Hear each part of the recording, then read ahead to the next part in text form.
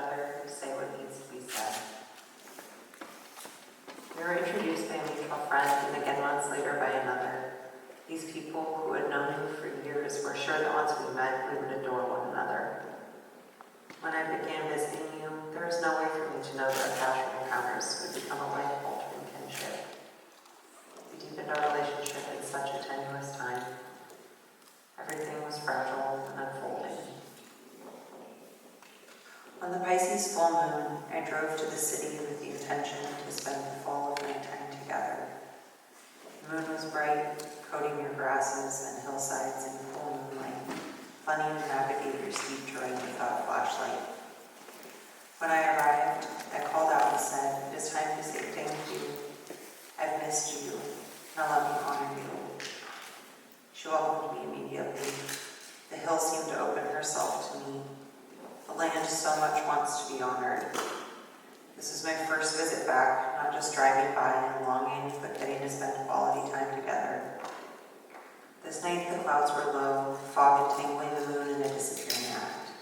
I could stretch out my fingers to the heavens and push the fog beyond my fingertips. The air hung wet and cold, reminiscent of nights spent wandering with one another through the winter months. I ascended the wooded stairs on the backside of the hill, and within a few moments, a coyote crossed my path. Gray fur glistening in its soft textures, bushy tail swinging. Coyotes saw me slow their stroll, and then slipped through the dry grasses down the hill. An auspicious welcome. I climbed the rocky curves of her back, the night wind picking up.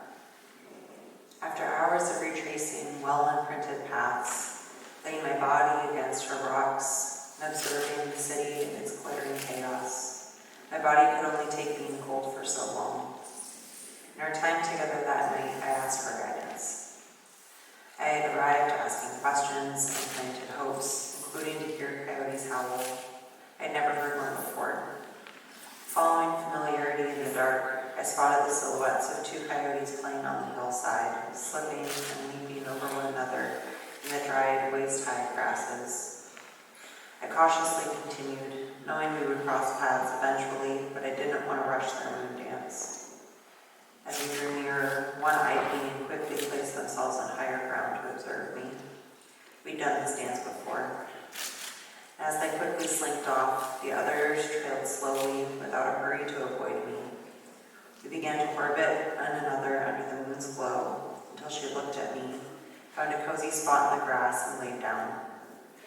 I followed her lead and sat down on the stair across from where she lay, only a handful of yards apart. There we gazed at one another for a long while. She cleaned her paws, scratched her ears, tended to her fur, stared out over the cityscape. Time did not stand still, but grew timeless in her presence.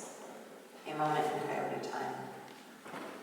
When she decided to leave, I walked back to the car, joyfully whispering, "Thank you, thank you, thank you," with each step. While I sat in the car warming my hands, I heard something that was new to my ears, but that my heart has heard all along. Without hesitation, I jumped back into the night and hurried back to the hill, bounded up the stairs, and crouched in the grasses so as not to disturb her in her crying out. There she was, illuminated under the misty waters of the moon, singing into the night.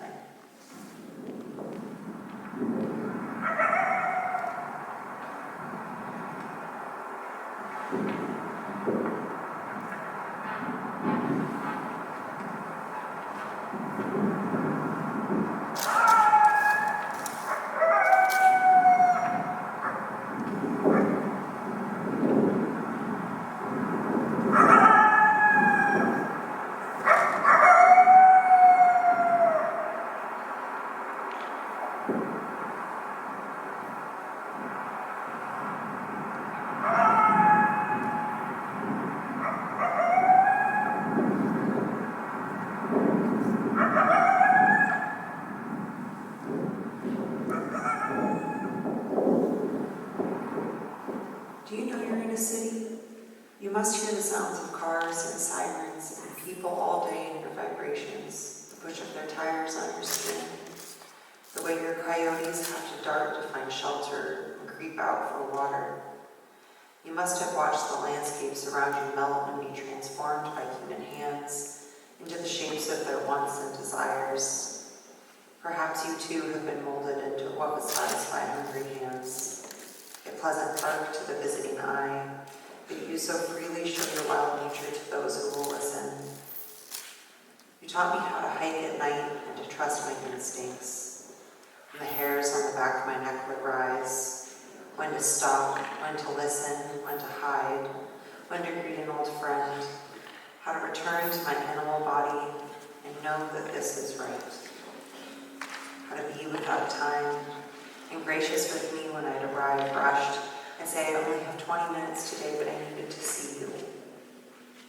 It's exactly enough time to go from the beginning of the afternoon, the path along your base, past the painted rocks, past the parking lot, your paved road winding to the top and back down.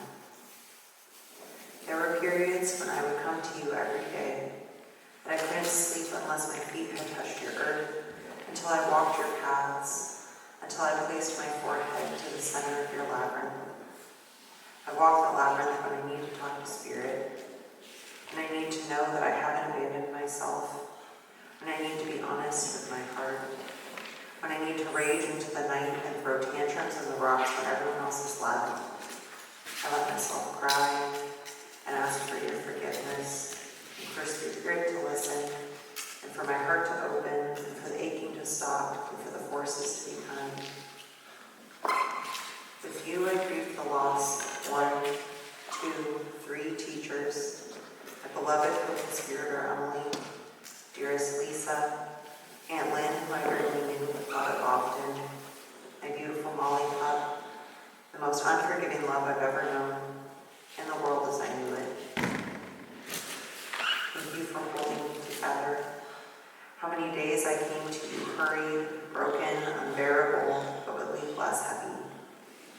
The days I'd run up your steep road, heart pounding, feet throbbing, just needing to feel something different.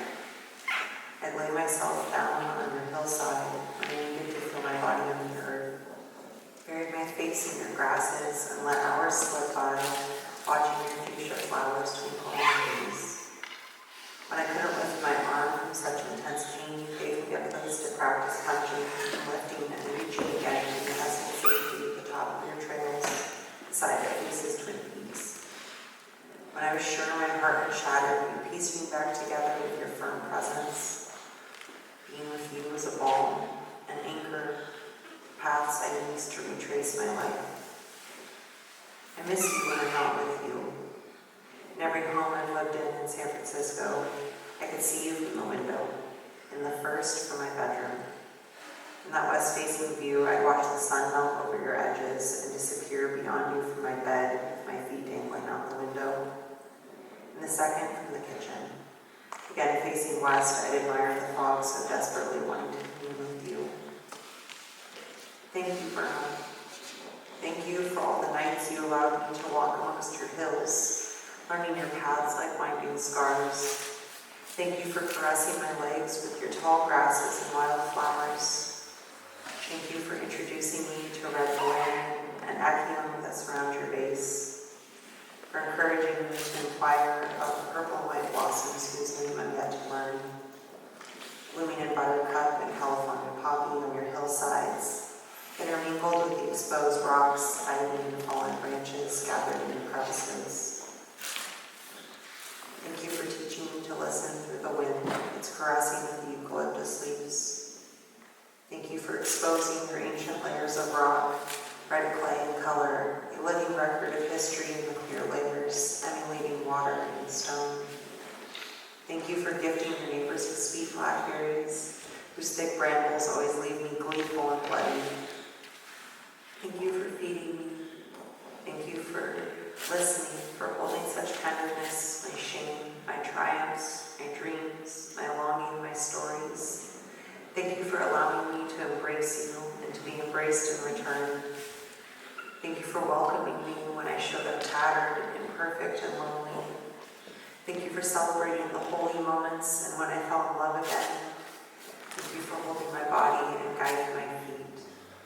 Thank you for being my refuge when the world was so confusing, when it still is.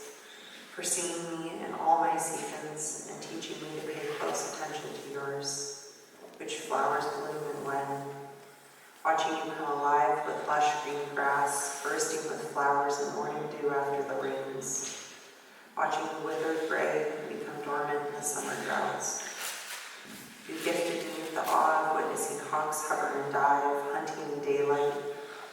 From your peak was where I watched Venus conjunct Jupiter in the sky, visible to the naked eye, the sun setting, the horizon glowing. Where I learned the constellation and origin stories of Cassiopeia, where I'd sing to the stars and weep at the immensity of time. Where I'd watch the gophers peer from their underground tunnels as I admired the epic views from the benches.